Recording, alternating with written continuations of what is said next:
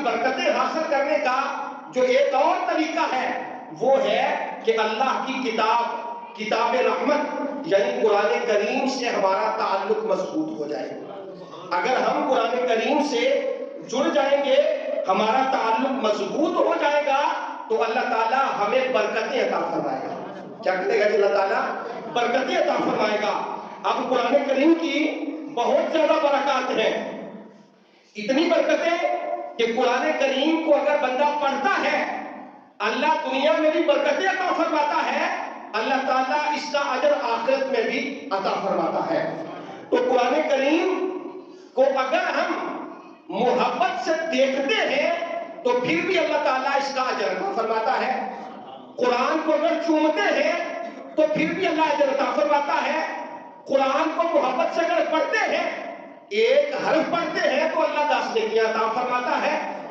اگر قرآن کریم کو ہم چومتے ہیں تو اللہ پھر بھی اجر عطا فرماتا ہے. اور اگر قرآن کریم کو پڑھ کر اس کے مطابق زندگی بسر کرتے ہیں تو اللہ تعالیٰ دین اور دنیا کی بلائیاں عطا فرماتا ہے. یعنی قرآن کریم کو پڑھنا چاہیے، اس سے تعلق مضبوط کرنا چاہیے.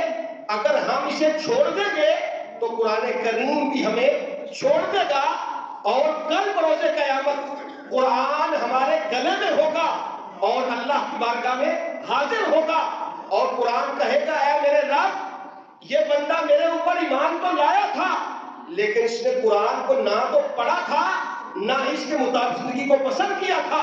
اے اللہ میرے درمیان اور اس بندے کے درمیان فیصلہ تو فرمائے گا. یعنی قرآن کریم جہاں پڑھنے کے فوائد ہیں، اللہ کی رحمتیں حاصل ہوتی ہیں، وہاں پہ اگر ہم اس کو نہیں پڑھتے تو پھر اللہ تعالیٰ اس کا عذاب بھی ہمیں عطا فرمائے گا. میرے بھائیو، اللہ کے محبوب صلی اللہ علیہ وسلم ارشاد فرماتے ہیں کہ ایک بندہ قیامت کے دن پیش کیا جائے گا اور وہ نابینا ہوگا. اللہ کی بارگاہ میں کرے گا یا اللہ، میں دنیا میں تو بینا تھا، میں دیکھتا تھا، اب قیامت کے دن مجھے کیوں نابینا اٹھایا گیا؟ تو قرآن کہتا ہے من اعرض عن ذکری فإن له معیشۃ ضنکا ونحشرہ یوم القیامۃ اعمی. قرآن کہتا ہے جو ہمارے ذکر سے منہ پھیر لیتا ہے ہم اس کی معیشت کو کمزور کر دیتے ہیں. وَنَحْشُرُهُمْ يَوْمَ الْقِيَامَةِ أَعْمَىٰ، اور فرمایا قیامت کے دن ہم اندھا کر کے اٹھائیں گے. میرے برائیوں، یہاں ذکر سے مراد قرآن کریم ہے. جو بندہ قرآن سے منہ پھیرتا ہے اس کی گزران بھی تنگ ہو جاتی ہے. جب وہ مر کر قبر میں پہنچتا ہے تو وہ زندگی بھی تنگ ہو جاتی ہے. جب میدان محشر میں جائے گا تو وہ حالات جو ہیں وہ بھی تنگ ہو جائیں گے. یعنی ہم نے آج قرآن کریم کو صرف اور صرف الماریوں کے اندر سجانے کے لیے رکھ دیا کہ قرآن کو ہم نے اونچی کھڑکی میں سجا کے رکھنا ہے، قرآن کو ہم نے پڑھنا نہیں ہے. میرے بھائیوں، قرآن اللہ نے پڑھنے کے لیے نازل فرمایا تھا، غور و فکر کے لیے نازل فرمایا تھا کہ ہم قرآن کو پڑھیں، قرآن کے مطابق زندگی بسر کریں کہ دنیا اور آخرت میں ہمارے لیے بھلائی کا ذریعہ بن جائے. آج ہم نے 3-4 کاموں کے لیے قرآن کو مخصوص کر دیا ہے کہ اگر کسی جگہ پہ کوئی پھٹا پڑ گیا تو بڑا کریں گے تو ہم کیا کریں گے کہ قرآن پہ حلف دے دیں. میرے بھائی، ہمارا کیسا ایمان ہے کہ ہم نے ایمان رکھا تھا کہ یہ قرآن اللہ کی آخری کتاب ہے، اور بجائے ہم اسے پڑھنے کے، اس کے مطابق زندگی بسر کرنے کے، ہم اپنے لڑائی جھگڑوں کے اندر اس کے اوپر حلف دے رہے ہیں. کیا قرآن کے نزول کا مقصد یہ تھا؟ قطعاً کے مقصد نہیں تھا. میرے بھائیو، دوسرا، آج ہماری شادیوں میں سارے کام بدقسمتی کے ساتھ وہ ہو رہے ہیں جو یہود و نصارہ کے کام تھے. اور اگر کوئی بوڑھا بندہ جب اللہ کا خوف آ جائے اور وہ کہے کہ یار یہ کام چھوڑ دو، اگر ہمیں خوشی بھی کرنی ہے تو اللہ اور اللہ کے رسول کا ذکر کر کے خوشی کر لیتے ہیں، تو ہم کہتے ہیں بابا جی گھر میں رولا بنا دیتے ہیں. میرے بھائی، یہ رولا نہیں ہے، یہ پریشانی کا سبب نہیں بنے. ہم جس خطے میں موجود ہیں، یہاں پہ ہمارے ساتھ ہندو رہتے تھے، اور شادیاں تو شادیاں، ہمارے جو فوتگی کے پروگرام ہیں اللہ معاف کرے وہ بھی ان کے ساتھ ملے ہوئے ہیں۔ ہمیں اپنے طرز زندگی پہ غور و فکر کرنا ہوگا۔ اگر ہم اسی جگہ پہ چلتے رہے تو پہلے ہی کفر جو ہے وہ ہمارے سر کے اوپر کھڑا ہے، اور 57 اسلامی ممالک جو ہیں وہ ایسے سو رہے ہیں جس طرح جون سو رہی ہے۔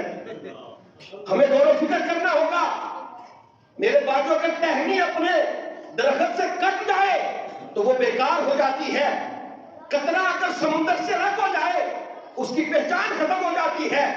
اگر ہم قرآن سے کٹ گئے، صاحب قرآن سے کٹ گئے تو ہماری عزت اور وقار جو ہے وہ ختم ہو جائے گا۔ ہمیں اپنے معاملات میں غور و فکر کرنا چاہیے۔ آج ایک بڑی عام چیز ہے کہ جب ہم اپنی بیٹی کو رخصت کرتے ہیں اور کوئی کام کرے یا نہ کرے، ایک بندہ پیچھے قرآن لے کے کھڑا ہے، بچی کے سر کے اوپر کر رہے ہیں۔ کیا کر رہے ہیں؟ سر کے اوپر قرآن کا سایہ ہے، اچھی بات ہے، لیکن کتنا ہی بہترین ہوتا کہ اگر ہم جس بیٹی کو اپنے گھر سے رخصت کر رہے ہیں اس کو قرآن کی تعلیم دلواتے۔ اگر وہ کسی کے گھر جاتی اس کے گھر کو جا کر جنت نما بنا دیتی۔ ہم قرآن کے سائے میں ضرور بیچتے ہیں، مجھے اس بات سے اختلاف نہیں ہے، ضرور بیچے، لیکن جو قرآن پکڑنے والا ہے اس سے بھی پوچھو بھائی تیرا وضو بھی ہے کہ نہیں؟ قرآن میں لکھا لا یمسہ الا المطہرون، اسے ناپاک بندہ ہاتھ نہیں لگا سکتا، اور ہم بھاگتے ہوئے کیا کرتے ہیں؟ بچی کے سامنے قرآن رکھے۔ ہمیں غور و فکر کرنا چاہیے، یہ سوچنے کی بات ہے۔ اپنی بیٹیوں کو قرآن کی تعلیم دلوائیں۔ اگر اسلام کے مطابق بیٹیاں چلنا چاہتی ہیں ضرور چلائیں، انہیں فتنہ نہ بنائیں۔ میرے بھائیوں ہمیں غور و فکر کرنا چاہیے۔ قرآن اللہ نے اس لیے نازل نہیں فرمایا تھا۔ اگر ہم قرآن کے مطابق زندگی بسر کرنا چاہیں گے تو اللہ تعالیٰ دین و دنیا کی بھلائیاں عطا فرمائے گا۔ میرے بھائیوں سلام کہنے سے برکتیں ملتی ہیں، اتفاق و اتحاد سے برکتیں ملتی ہیں، اللہ کے خوف سے برکتیں ملتی ہیں۔ اگر یہ سارے ہم تلاوت قرآن سے برکتیں ملتی ہیں اور اللہ سے معافی مانگنے سے برکتیں ملتی ہیں، اگر ہم یہ عمل کریں گے تو اللہ دین اور دنیا دونوں بھلائیاں عطا فرمائے گا۔ اللہ کی بارگاہ میں دعا ہے کہ مالک ہمیں عمل کی توفیق عطا فرمائے، آمین۔ وما علیہ الا البلاغ۔